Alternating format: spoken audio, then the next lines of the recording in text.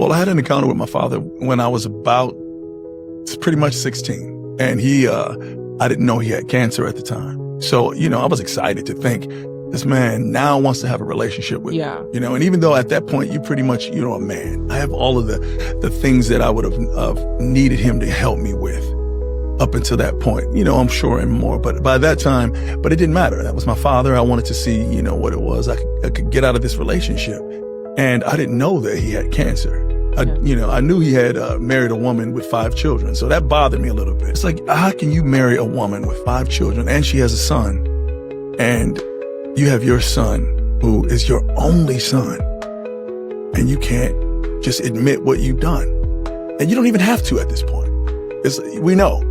But then I thought about it. We're all different people. We all have our things. We all have our shortcomings. There's things that we've all done. Yeah. And if he hadn't done it, I would be here. However, when I found out he had cancer, in the first conversation that he had with me, it was about my grandmother and how he hated her and and I couldn't imagine. I remember sitting there thinking, this is our first conversation. I've seen him in passing and all of that because he was close to my mother's brother as well.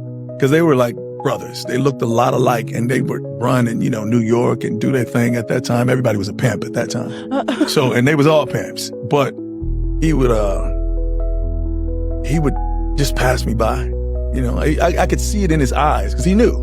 And I knew at the time he was my dad. But that was the first conversation we had. I was blown away because I was so much like this man as well. The way he enters the room, just this big man and his commanding presence and the things he said, and the way that he could manipulate the room with people. I just was thinking to myself, I see how close we are. Yeah. So of course I had some fears of, well, what else is it about him? What else about me is a lot like this guy? Mm-hmm. So the conversation that I had with him, I couldn't believe it.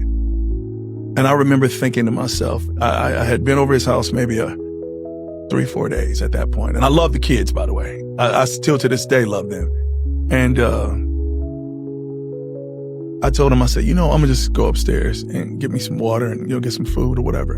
And I remember going upstairs, and as I was going up those stairs, I remember thinking to myself, I will never see this man again. And I just took my little bag, walked out the door.